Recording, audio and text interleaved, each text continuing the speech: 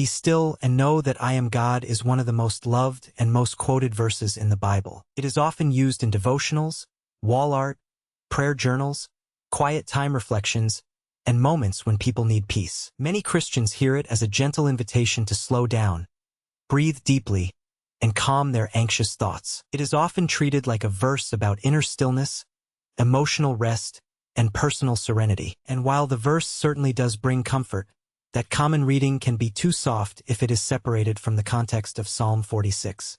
When we read the whole psalm, we discover that this is not a peaceful verse floating above a quiet life. It is a thunderous declaration spoken into chaos, conflict, fear, and the sovereign rule of God over a shaking world. Psalm 46 begins with one of the strongest statements of confidence in all of Scripture. God is our refuge and strength, a very present help in trouble. That opening line sets the tone for everything that follows. This is not a psalm written from the edge of a calm lake on a peaceful morning. It is written for trouble. It is written for the kind of trouble that makes people feel unstable, threatened, and afraid. The psalm goes on to describe the earth giving way, mountains moving into the heart of the sea, waters roaring and foaming, and nations raging. The imagery is dramatic and overwhelming. It is a world in upheaval. It is creation trembling. It is society shaking. It is the kind of scene where human control feels fragile and human confidence starts to collapse. That matters because it changes the way we hear the phrase "be still."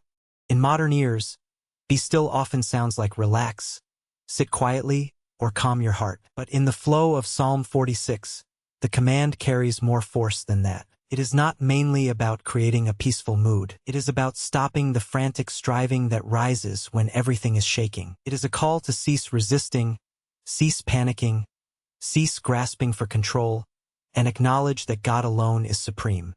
The stillness in this verse is not merely emotional softness. It is surrender before divine sovereignty. That is especially important because the psalm is not speaking only to anxious believers in their private lives. It is also announcing God's rule over the nations. Later in the psalm, we are told that he makes wars cease, breaks the bow, shatters the spear, and burns chariots with fire.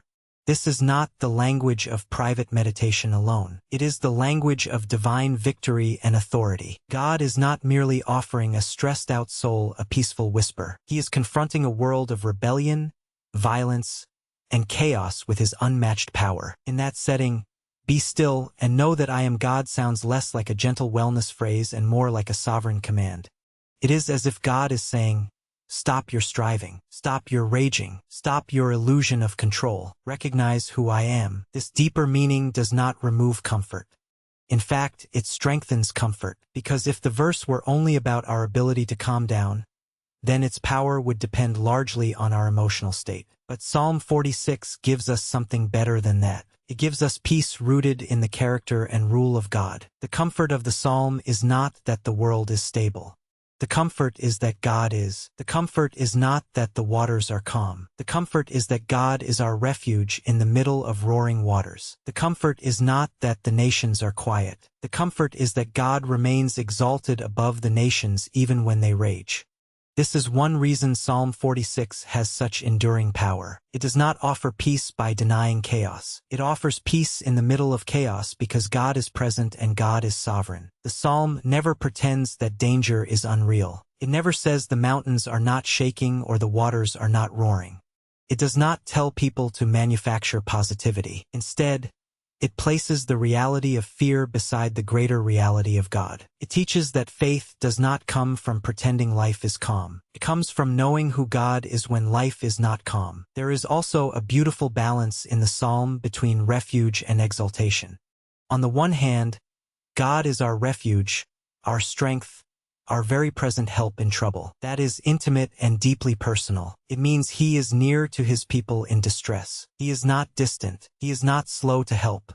He is not absent in trouble. On the other hand, he is the exalted God above the nations and above the earth. That is majestic and universal. He is not merely a private source of comfort. He is the sovereign Lord of history, Psalm 46 holds both truths together. The God who is near is also the God who reigns. The God who comforts the trembling believer is also the God before whom the nations must bow. That helps us understand why be still is such a rich command. It is not just an invitation to feel peaceful. It is a call to stop acting as if everything depends on us. In seasons of stress, fear, and uncertainty, human beings naturally move toward striving. We try to secure ourselves, predict outcomes, fix every danger, control every variable, and hold everything together by force of will. But Psalm 46 interrupts that instinct. It calls us to lay down the exhausting illusion that we are sovereign. It calls us to remember that God is God and we are not. And strangely, that is where real peace begins. Not when we gain mastery over our world, but when we surrender to the one who already rules it. This also means the verse has both a comforting side and a confronting side. For the people of God, it is comfort. If he is God, then the shaking world does not have the final word. If he is God, then chaos is not ultimate. If he is God, then our refuge is real. But for proud nations, violent powers, and all human arrogance, the verse is a warning. Be still is not only spoken to the anxious heart. It is also spoken to the raging world. It tells every force that exalts itself that God alone will be exalted in the earth. That gives the verse a kind of holy weight that is often missing in the soft modern way it is used. When believers read this verse today, we should not strip away that weight. We should hear the whole psalm. We should hear the trembling earth. We should hear the roaring waters. We should hear the nations raging. We should hear the battle imagery. And then, in the middle of that, we should hear the voice of God saying, "Be still and know that I am God."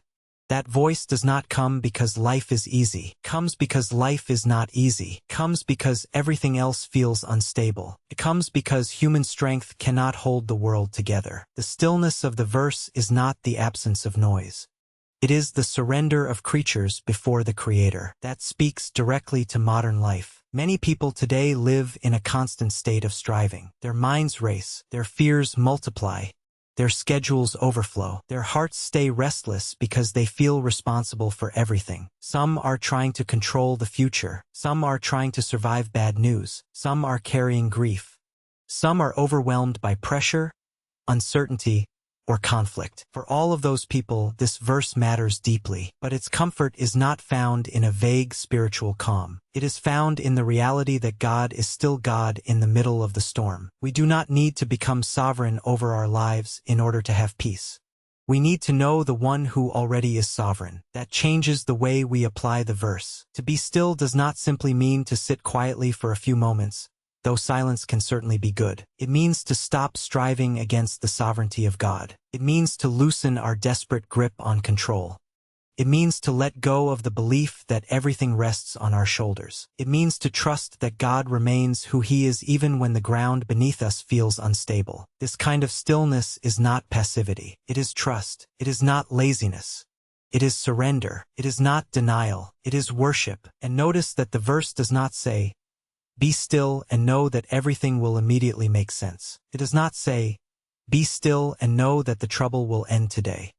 It does not say, "Be still and know that the nations will stop raging right away." It says, "Be still and know that I am God." In other words, the deepest answer to chaos is not immediate explanation. It is divine revelation. The heart of peace is not understanding every event. It is knowing who rules over every event. The psalm directs our eyes away from the storm and toward the sovereign God in the storm. That is why this verse should not be reduced to a slogan for emotional wellness. It is about much more than feeling calm. It is about recognizing the majesty, authority, and sufficiency of God. It is about the end of frantic self-trust. It is about holy confidence in the one who is exalted among the nations and exalted in the earth. If we use the verse only as a gentle reminder to relax, we may miss the very thing that makes it powerful. Its comfort flows from God's supremacy, not from the softness of the phrasing. At the same time, that supremacy is exactly what makes the verse tender for believers. Because if God is truly God, then no storm is outside His rule. No war is beyond His reach. No national turmoil, personal crisis, or trembling season can dethrone Him. That means the believer's peace is not fragile. It is anchored in the character of God. The world may shake, but he does not. The nations may rage, but he remains exalted. Our hearts may tremble, but he remains our refuge. This is not shallow calm. This is deep assurance. There is also something humbling in this verse. Human beings want to be in control. We want to fix, predict, arrange, secure, and master our lives. And when those things become impossible, we often feel anger, anxiety, or despair. Be still cuts against all of that.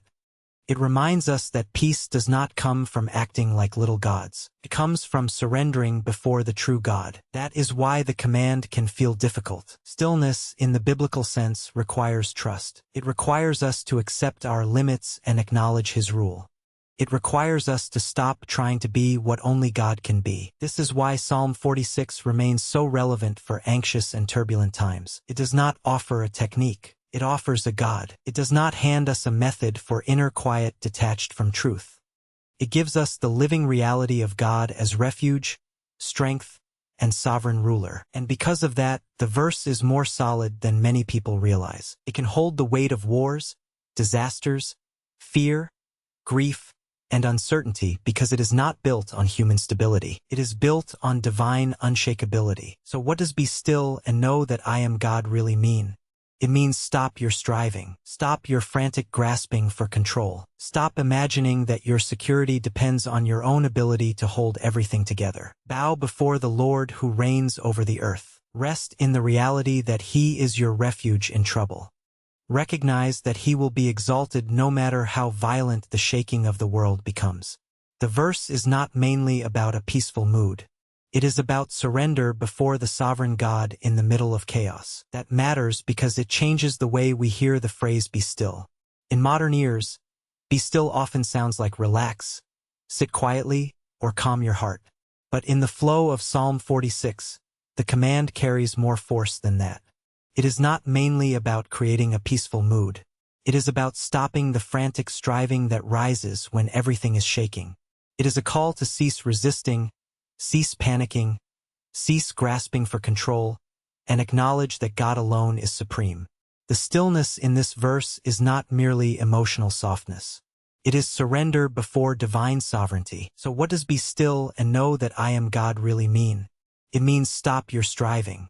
Stop your frantic grasping for control. Stop imagining that your security depends on your own ability to hold everything together. Bow before the Lord who reigns over the earth. Rest in the reality that He is your refuge in trouble. Recognize that He will be exalted no matter how violent the shaking of the world becomes. The verse is not mainly about a peaceful mood.